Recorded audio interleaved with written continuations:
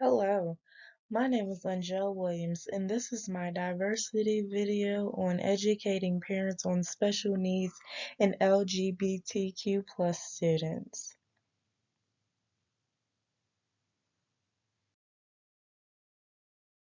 What is diversity?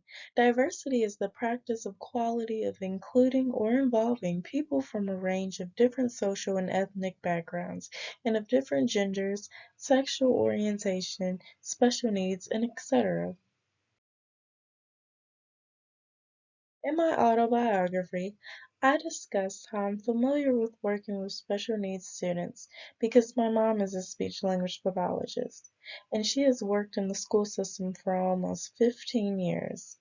Growing up, I went to work with her in the summertime and got hands-on experience seeing her work with special needs students and even helped her with the students on numerous occasions. This became my inspiration in majoring in speech language pathologist for undergrad.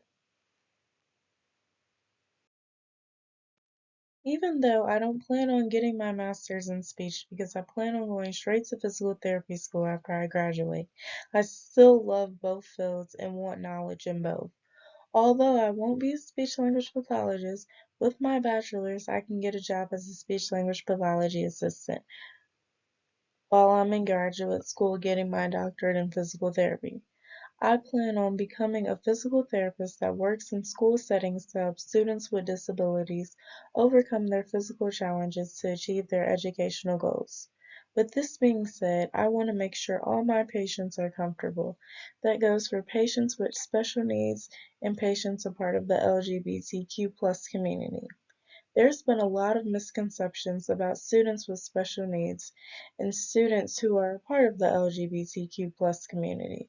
So this video is for parents who might have a child with special needs or who has the child who's a part of the LGBTQ plus community and don't know where to start when it comes to their education, and strangers who aren't educated on children with special needs, and students that are questioning their sexuality.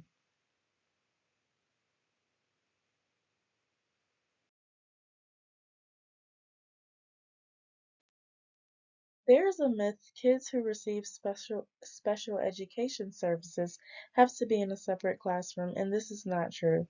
It's good for special needs students to stay in the class with their peers. So parents, you don't have to worry about your child feeling left out or different because they will remain with the rest of their classmates. Also, when people think special education is only for kids with severe disabilities, and that's also not true. Special needs is an umbrella, and not all special needs students have severe disabilities. For example, I interviewed a young man with a form of autism called Asperger's. I've had several conversations with this man and never knew this. Always knew autism was a spectrum, but I didn't know Asperger's was a part of it.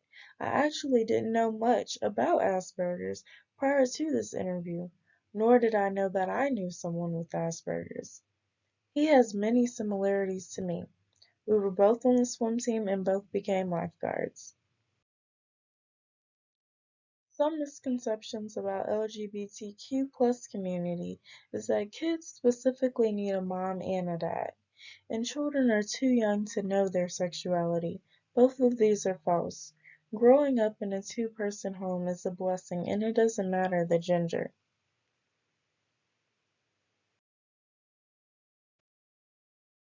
A child just needs someone who can love, support, and provide for them. A lot of children, a part of the LGBTQ plus community, have felt different growing up.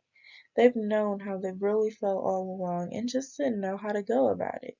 For example, I interviewed a gay man and he told me he had to come out several times to finally get out that he's gay.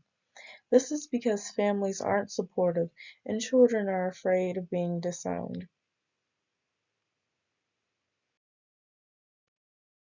These projects help me learn that students just need adults who care about them no matter what challenges they face, who are willing to support them and let them be comfortable with how they are. I learned that children with special needs have challenges with independent learning. They often need tasks broken down for them in chunks, visual aids, and frequent check-ins to ensure they are on the right track. Working in my field and working with children with special needs, I will make sure I have visual aids of everything we will be working on to make my patients as comfortable as possible. So all the parents out there with special needs children and children a part of the LGBTQ plus community, don't feel discouraged. You are not alone. Communicate with your children's therapists and teachers. Don't be afraid to ask questions. Bond with other parents going through similar situations you're going through. Thank you all for taking the time out to watch my video. I hope I was able to educate you on these topics.